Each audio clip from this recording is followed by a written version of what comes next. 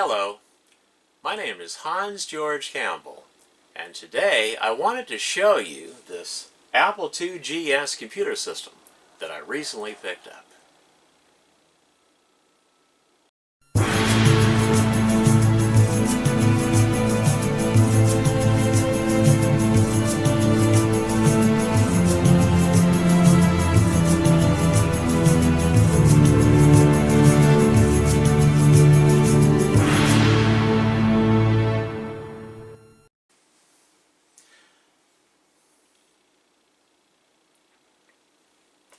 I remembered when the Apple IIgs computer system was first released way back in 1986.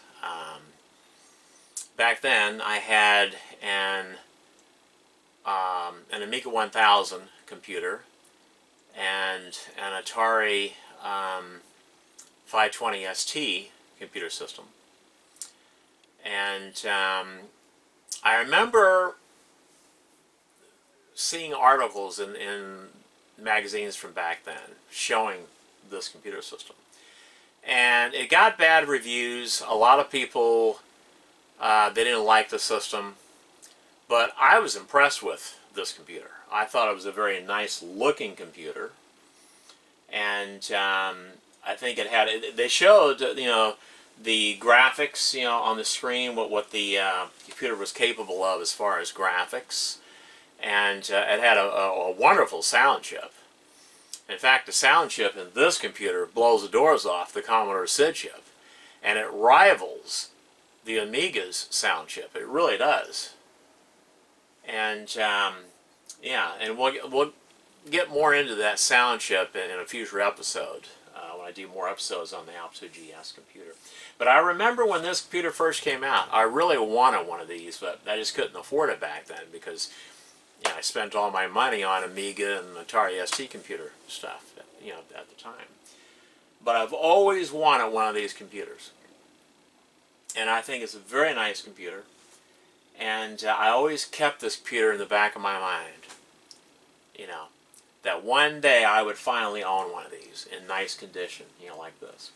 And so, a few weeks ago, I think it was like around 2 weeks ago, 2 or 3 weeks ago, I was checking my local Craigslist, and a guy was selling this whole computer system with the printer and the software and joystick and all that, everything that I'm going to show you today on the video. He was selling everything for $300. And I thought that was a very good deal because the keyboard alone usually sells on eBay for between $100 and $150. I've seen them go for as high as $200 just for the keyboard. Okay?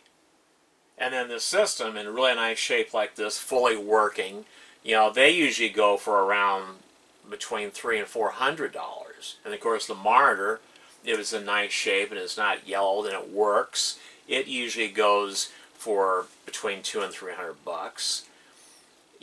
And this disk drive here, the 3.5-inch disk drive here, for some reason those disk drives are very expensive.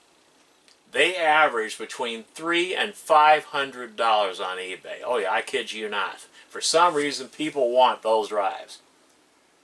This particular model of Apple 3.5-inch drive, they sell for big money. Okay, and so I thought to myself, $300 is a good deal. I mean, he showed clear pictures, he had everything, it works, he showed it working, It came with the original manuals, it came with the Image Writer 2 printer, came with the original system discs, and a really nice Gravis joystick, which I'm going to show in a moment, and the appropriate mouse that's supposed to go with the system. And it's all in really nice shape. As you can see, it's not really yellowed. It's maybe lightly yellowed. But considering how old this computer is, this is an acceptable condition. It's in really nice shape. And so I contacted the guy and I told him, I'll definitely buy your computer system from you if you bring it to my shop in Beaverton. I'll pay you $300 for it. And so he emailed me, actually he called me on the phone later on that evening and said, well, would it be okay to bring it over now? And I said, sure, come on over, bring it on over. And so, yeah, I got the whole system plus the image writer 2 printer, which is behind me, for only $300. And I thought that was a steal, for this computer system. Anyway, let's take a look at everything that I got.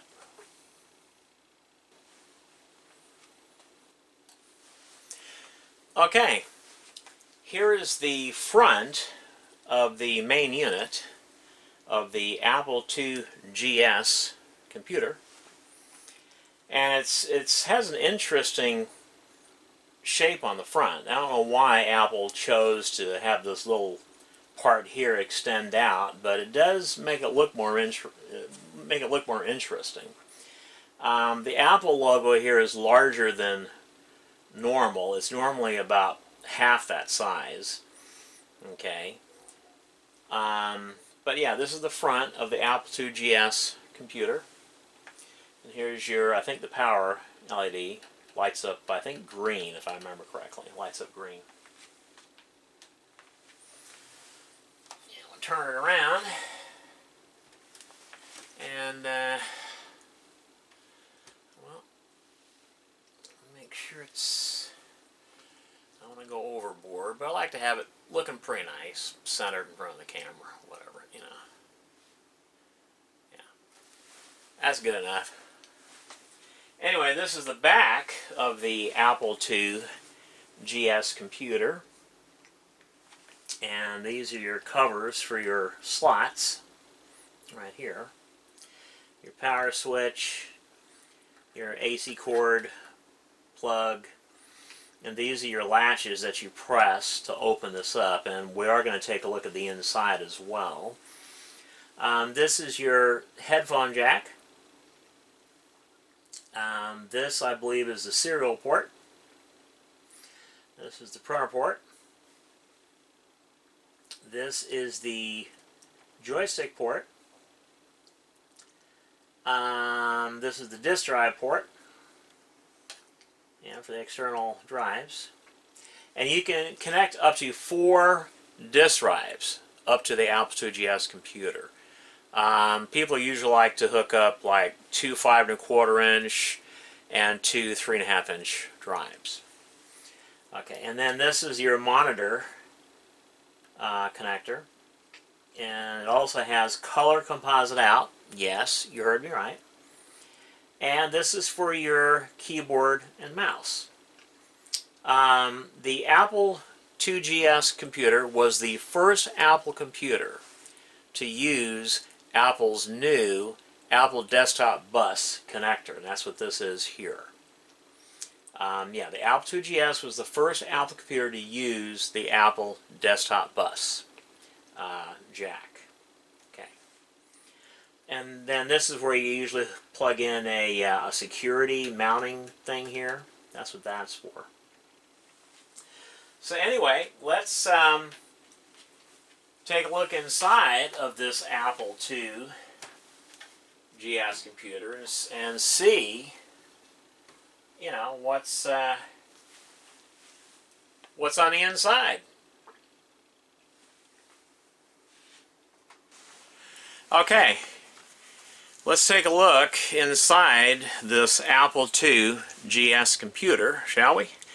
The top part is hinged. You just press the levers on the back and it hinges up like this, and then you just pull it straight off like that.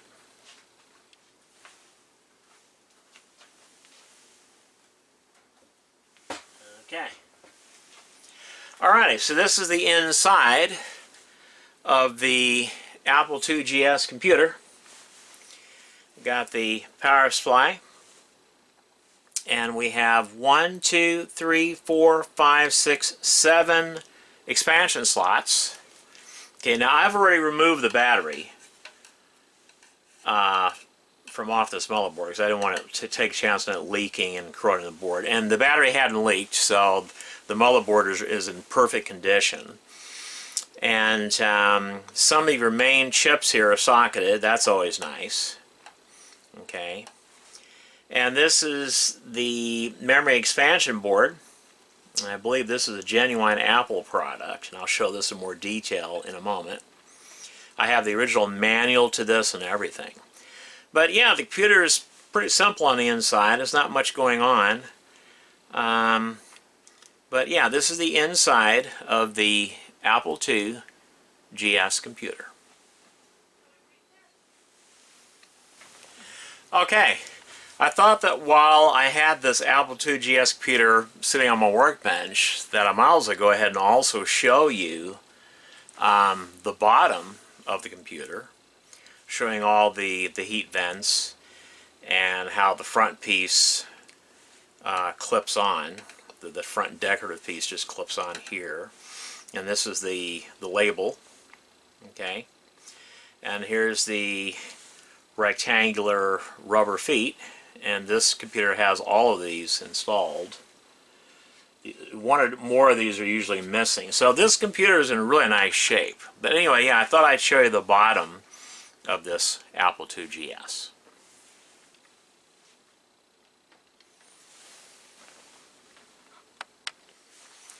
Okay, here is a close-up of the memory expansion board for the Apple IIgs computer.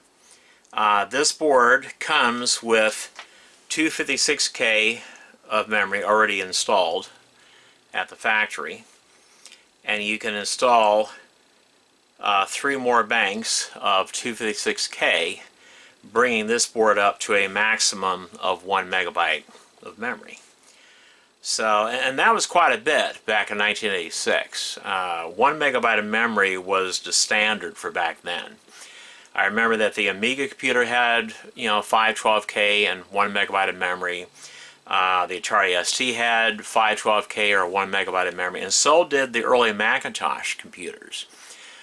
They started with 128K, then they quickly went up to 512K the next year. And then finally when the Mac Plus was released, around the same time period that the Apple IIgs came out, it was introduced with 1 megabyte of memory. So yeah. So yeah, a standard 1 megabyte memory expansion card for the Apple IIgs computer. I thought I'd show this to you, a close-up view of the board.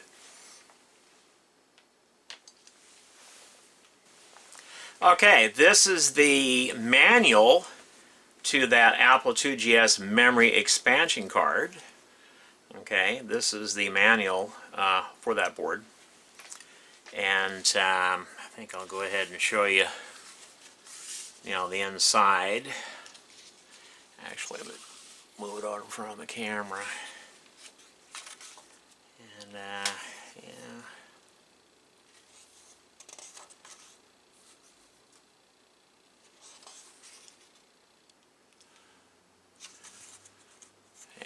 So I want to make sure you can see this on the camera.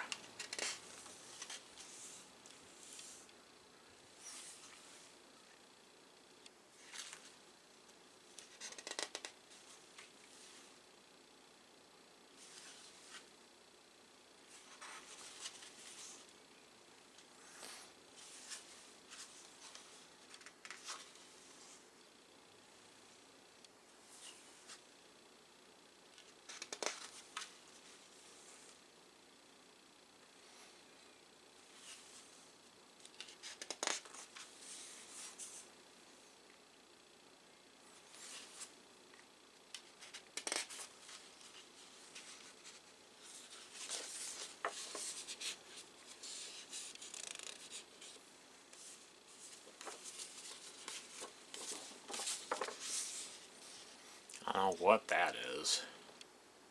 Apple IIgs memory expansion card. Okay.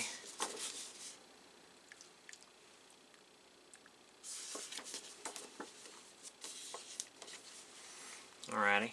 Well. Okay, so that's the manual to the Apple IIgs memory expansion card.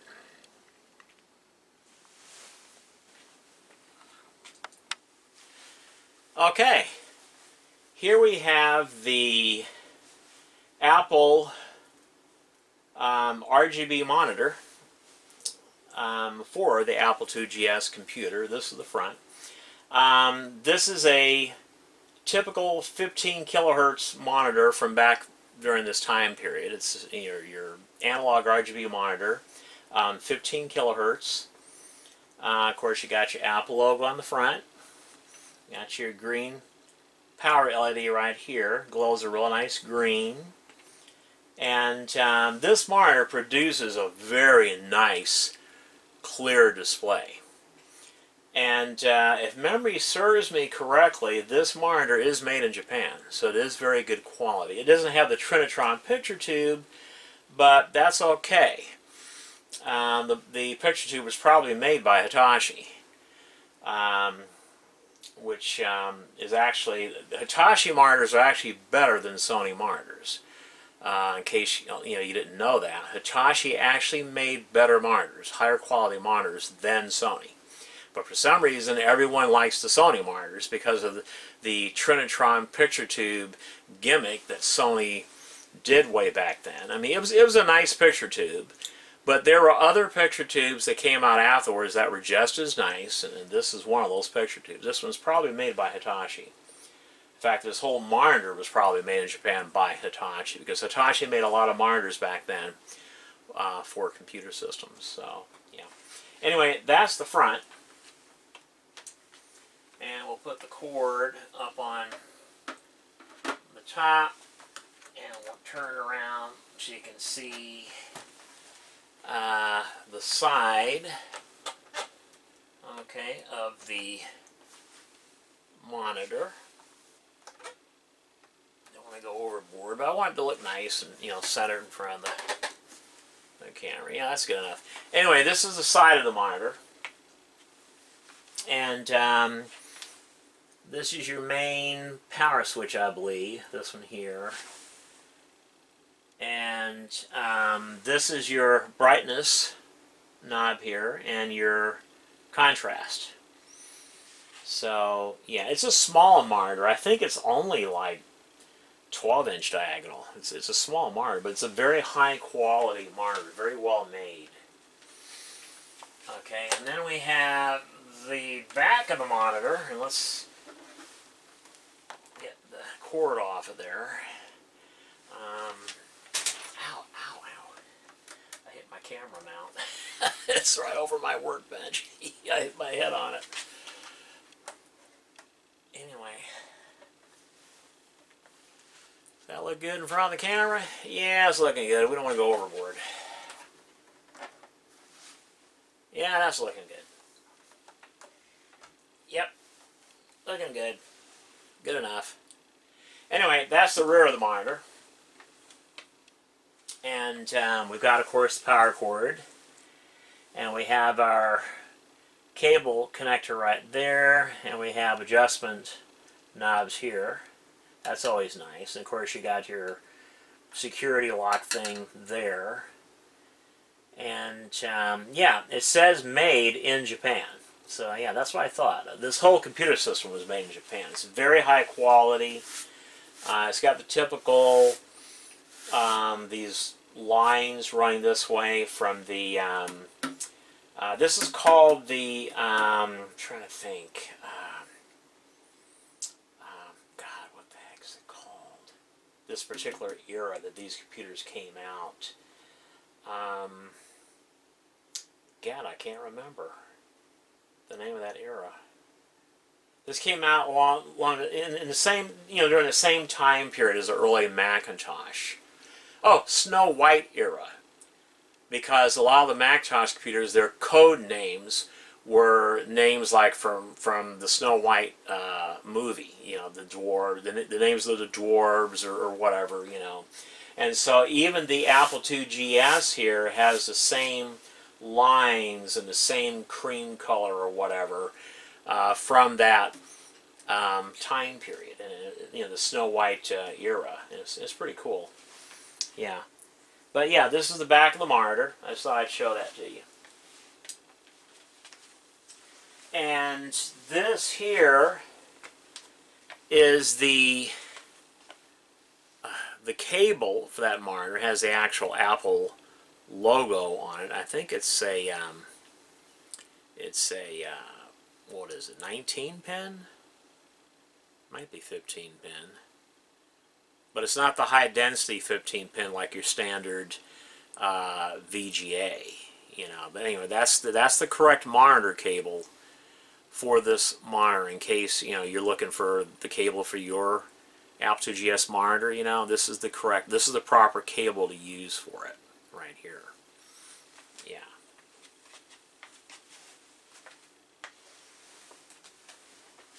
Okay, well, that's the monitor.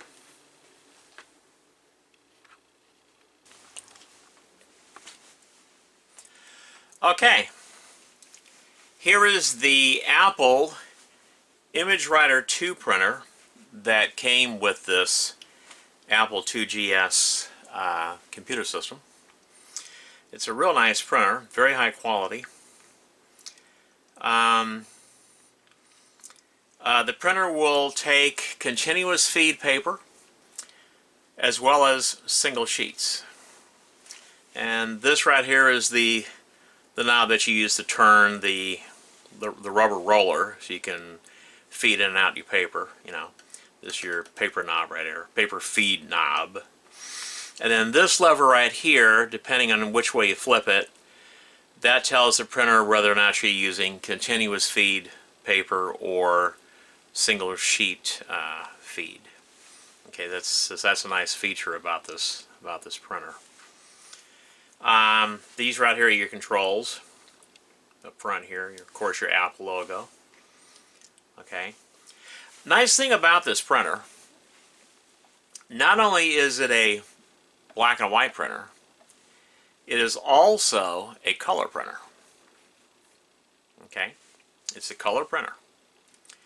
And not only does it work with the Apple IIgs and the Macintosh computers, believe it or not, this printer also works with the Commodore Amiga computers. Because I don't know if you ever noticed it or not, but when you're installing Workbench 3.1 or above, okay, and you get to the printer options, you know, what kind of printer driver you want to install, one of the printer options that is available is ImageWriter 2.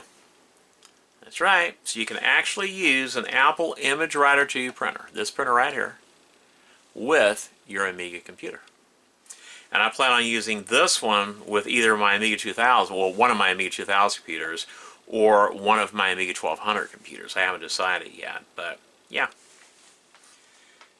Okay. The back part here comes off, and that exposes the continuous feed paper sprockets. Okay, I don't know what that's for. There's some kind of expansion there. I don't know what that's for. But yeah, that's how you feed in your continuous feed paper. And this part comes off. And so go ahead and pop that back on. Just make sure it's in there. Good. Okay. And then this part also comes off. Okay. And that's how you change out your this ribbon cartridge. The one that's installed in here now is a black ribbon cartridge, but you can remove this one and you can install a color ribbon cartridge, which is what I'm planning on doing with this printer here. I want to use it as a color printer with my Amiga computer. I'm not going to use this with my Apple IIgs computer because I'm planning on using that computer just mainly for playing games and doing music and stuff like that. But this printer here, yeah, I've always wanted to have a nice color printer like this for use with my Amiga computers. So yeah, it looks like now I've got one. As you can see, the the printer is very clean on the inside. It's very clean. it looks like it's been barely used. Like it hasn't been used that much. Even the rubber roller here it appears to be in really nice condition, you know. But yeah, there's hardly any dust in here, so I'll just take my air compressor and my air nozzle and just do a quick spray and blow out any dust that might be in there. And I think this printer is good to go. Yeah, just get that color ribbon cartridge plugged in, and yeah, I'll be able to use this with my Commodore Amiga computer. But yeah, this is a very high quality printer. I really like these ImageWriter 2 printers. They're very nice.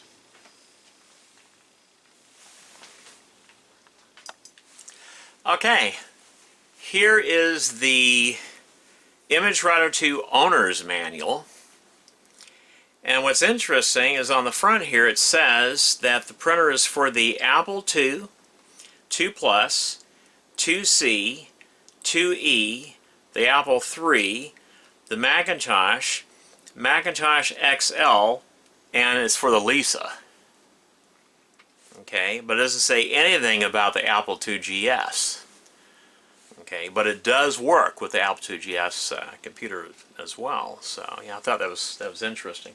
Now the front cover of this manual has faded a little bit because of bright light or sunlight or something. I don't know if this manual was laying where light from a window could get to it or whatever, but you can tell the Apple logo has suffered from discoloring and the front cover is faded. But the rest of the manual appears to be in really good shape, so we'll take a look at the rest of the manual. Okay, we'll take a look at the rest of the manual. Alright. ImageWriter 2 Owner's Manual. Alright, let's take a look at this baby, shall we? Okay, that looks good. Don't have to get all perfect.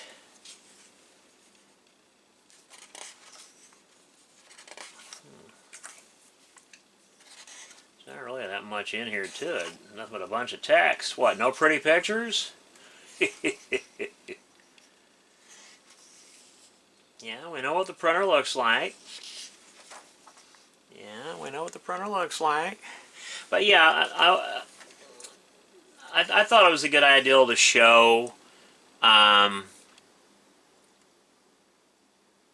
2 accessories. So apparently you can get like a sheet feeder accessory for this printer. I need to get one of those. But anyway, I thought it was a good idea to show the inside of the manuals as well, because not many people do that. So, yeah.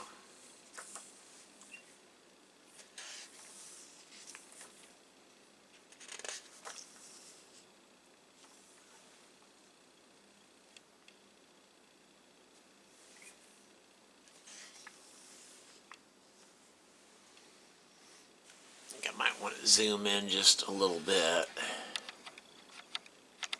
Yeah, because you might want to read some of this information or study it a little bit better. So, yeah. I think it'd be better to zoom in a little bit.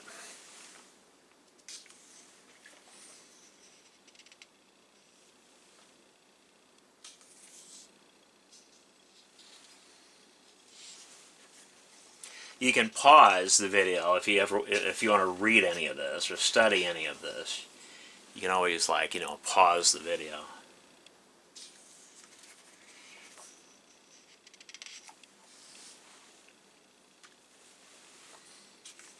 Yeah.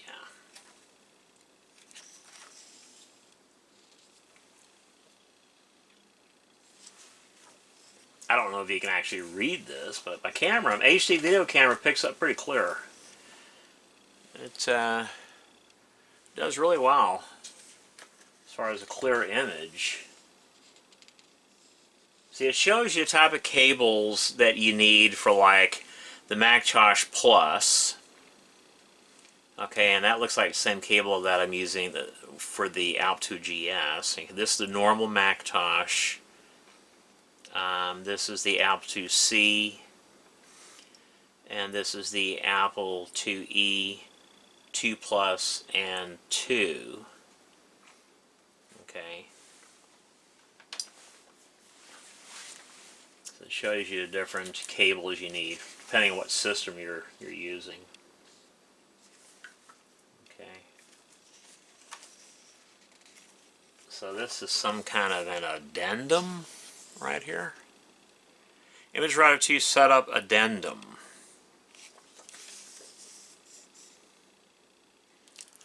Okay, I don't know if you can read that or not, but that's the addendum right there. Anyway, I'll put that in like that. I don't want to lose that.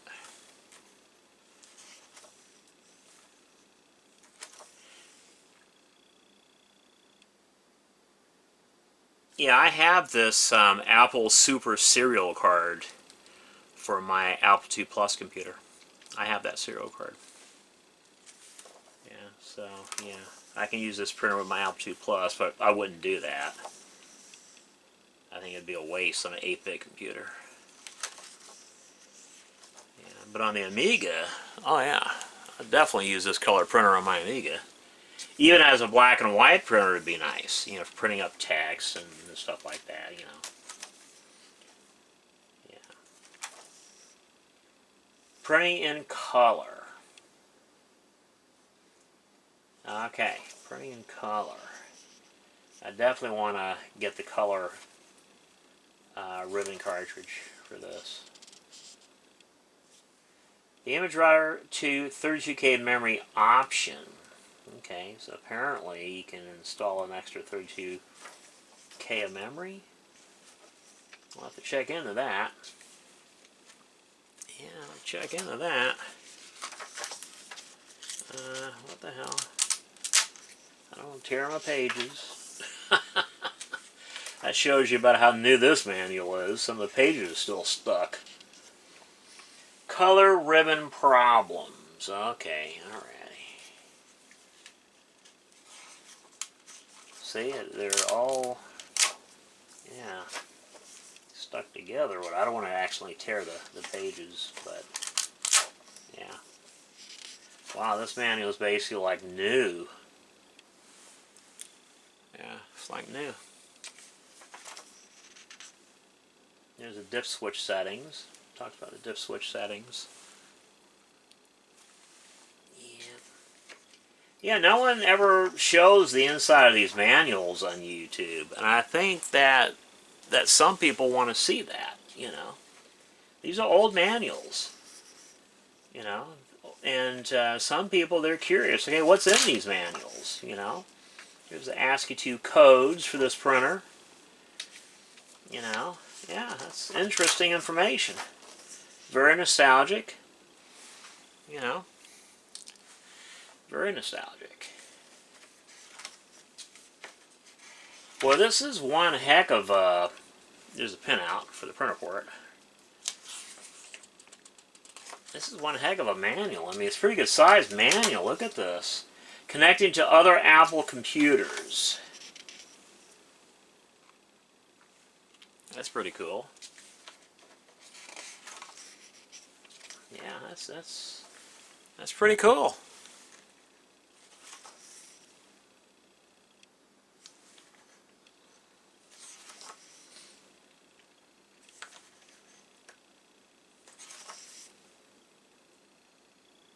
Configuring serial interface cards.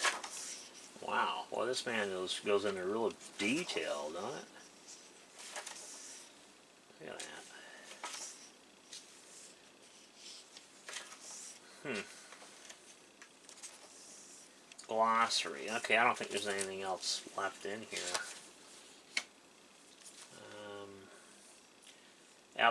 Image Router 2 quick reference card.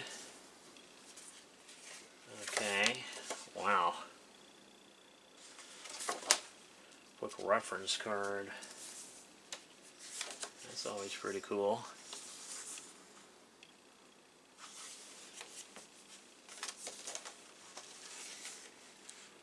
Yeah, that's pretty cool. Yeah, I like to show stuff like this because I think it's interesting. You know, I think stuff like this is very interesting. Okay, so that's the manual to that Apple Image Router 2 printer. Yeah, only the front cover appears to be faded. The rest of it appears to be in pretty good shape, so I'm happy about that. But yeah, I'm happy about that. But anyway, this is the manual to the ImageWriter 2, the ImageWriter 2 Owner's Manual.